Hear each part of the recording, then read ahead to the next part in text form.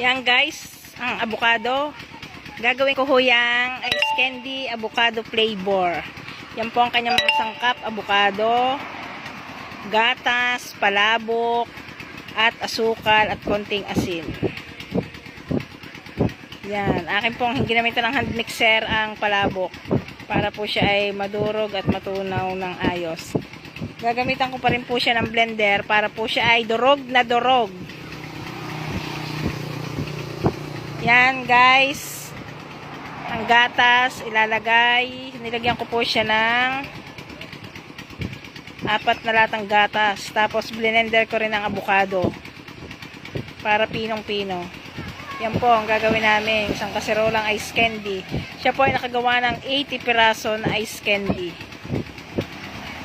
Yan po ay pwedeng kainin, pwede rin ibenta. Yan, ang finished product.